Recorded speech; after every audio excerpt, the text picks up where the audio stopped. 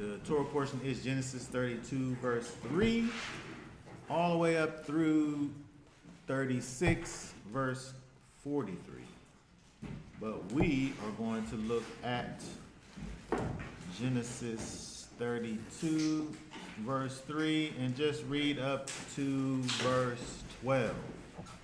Genesis 32, verse 3 through verse, matter of fact, just start at the first verse there and just read up just for context purposes. So Genesis chapter just start at the top. 32. Yeah, just start at the top. Genesis 32. Got it. And Jacob went on his way, and the messengers of Elohim met him. And Jacob saw them. When Jacob saw them, he said, "This is the camp of Elohim," and he called the name of that place Minyamin.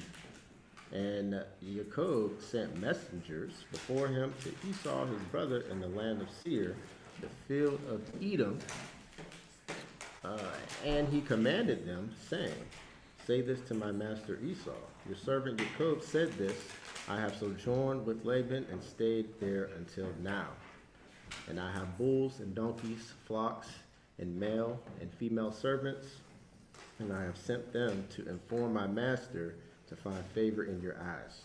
So the messengers returned to Jacob, saying, "We came to your brother Esau, and he also is coming to meet you, and 400 men with him." And Jacob was greatly afraid and distressed, so he divided the people that were with him, and the flocks and the herds and camels, into two groups. And he said, "Esau comes to the one group and strikes it. If Esau comes to one group and strikes it, then the other group which is left shall escape." And Jacob said, "O Elohim of my father Abraham, and Elohim of my father Yitzchak, Yahweh, who said to me, return to the land and to your relatives, and I do go to you. I do not deserve the least of all the love and commitment and all the truth which you have shown your servant, for I passed over this Yarden with my staff, and now I have become two groups.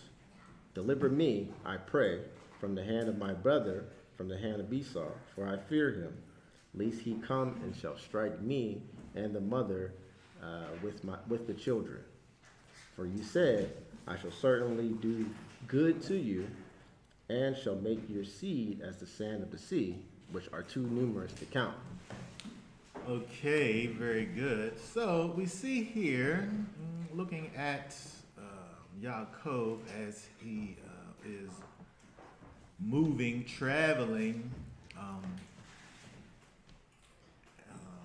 and he, sending these messengers out to meet his brother, who is actually coming to meet him. And Yaakov, who, of course, is afraid, as it says in verse 7, and distressed about his brother, he is prepared to behave in a particular way that would be pleasing, non-aggressive, complimentary towards his brother, because he doesn't want bad things to happen to him. There is a kind of humility that exists within Jacob that is at this point kind of fear driven.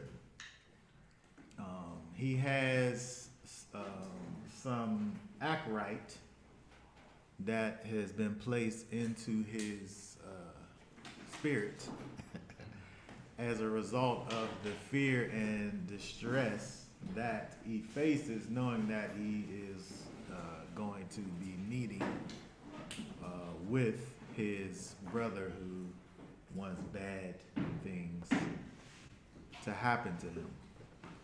When we look at this, it's interesting that we're able to see, whatever the case may be, whether it be provoked or unprovoked, humility, humbleness, because, the opposite actually could happen. When pride enters into a situation,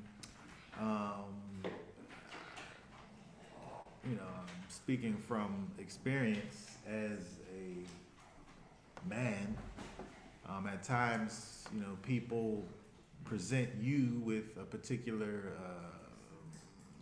demeanor, way about themselves, and pride will cause you to meet them with that exact demeanor that is presented to you. Whatever level you might try to be on, pride will cause me then to be on that same level. However far you want to take it, that's how far I'm going to take it. Now, the scripture tells us that, fear comes before destruction.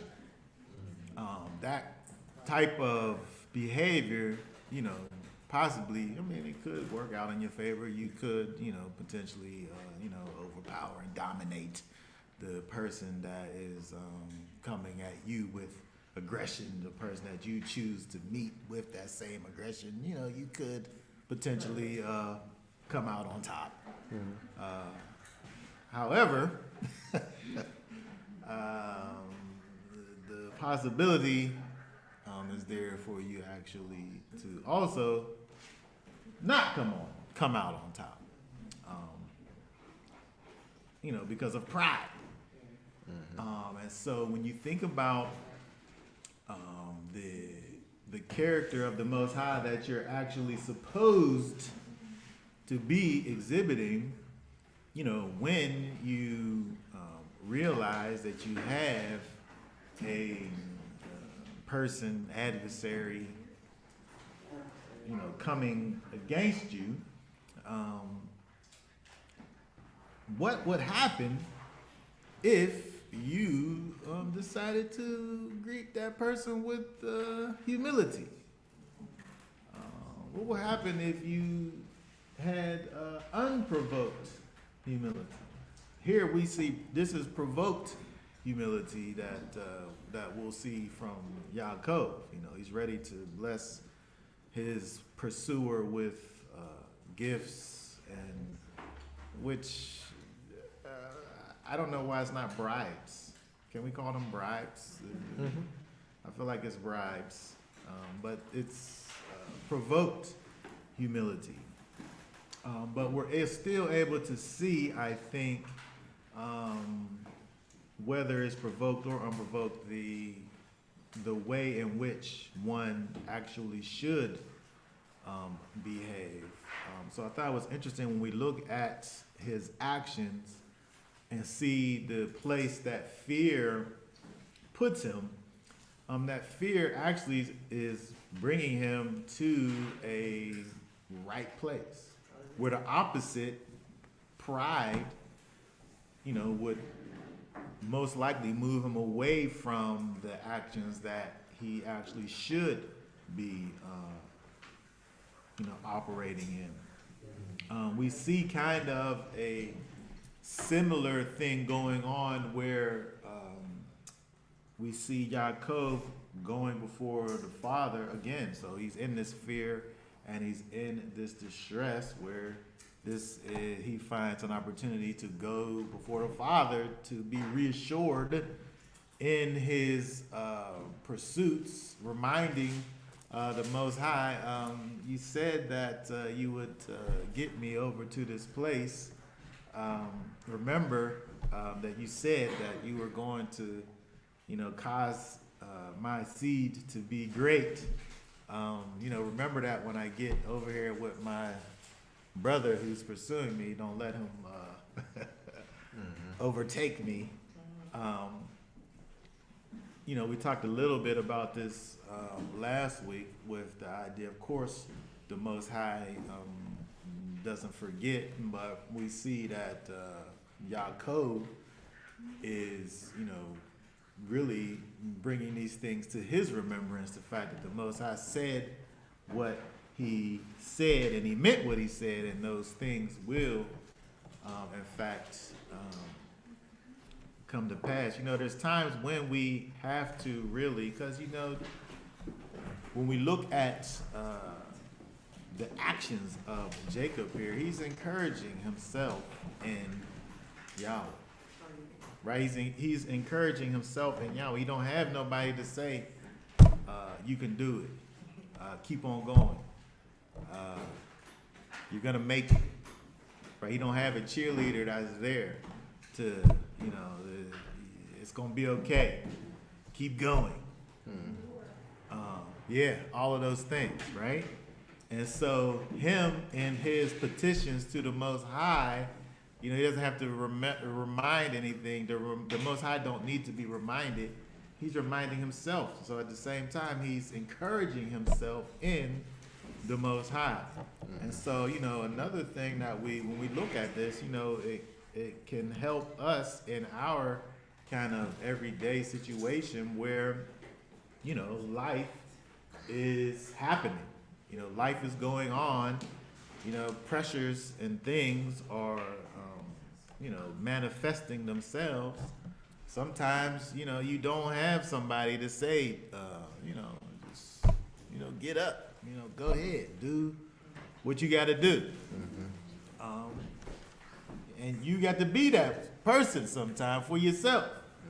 But it's interesting that when we look here at, these things playing out, we're able to see these examples of Yaakov, with his behaviors, the characteristics of the Most High that are presenting themselves, no matter, whether they're provoked or unprovoked.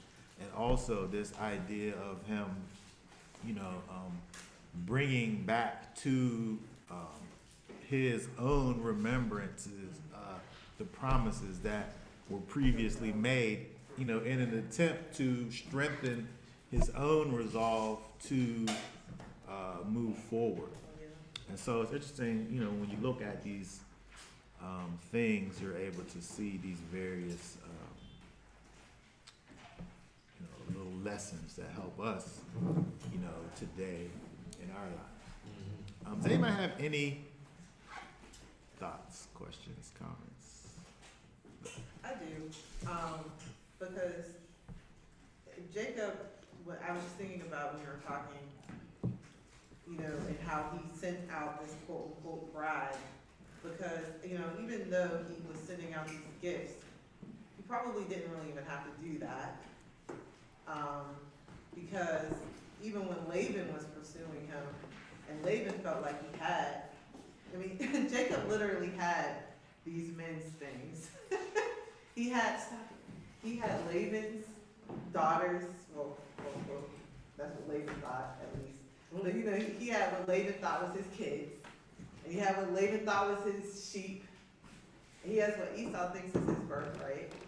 He has all these people's things, and whenever Laban came after him, the Most High spoke to Laban and told him not to touch him. So I'm pretty sure the Most High could also spoke to Esau, told Esau not to touch him. You know what I mean? Yeah. So it's kind of like, he's doing these things in his own power, and he's also being humble. But just like what you said, fear will cause you to do things, to take actions. Yeah. And, he took a humble route instead of like, let's go and just fight the guy. Yeah.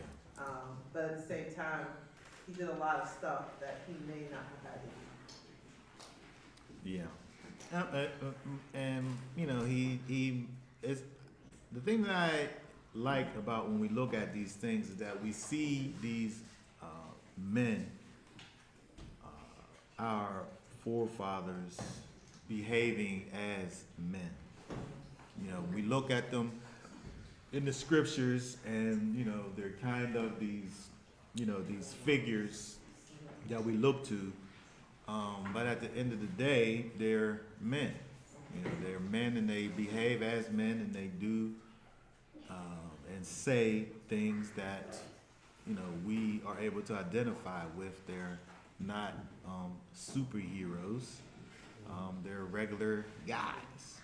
And so it's interesting that we're able to look at them and see their various behaviors, and we're able to see that they behave as men. How many times do we take unnecessary steps and measures to try to prevent this or that from happening, when, the Most High is there with us. We always have to have these kind of safety lines to reach out and hold on to. But we have to really learn to, really trust in the Most High as we go throughout our lives. And, we see, various examples in the scriptures that, sometimes in spite of the actions of, our forefathers, the Most High is still there for them every step of the way.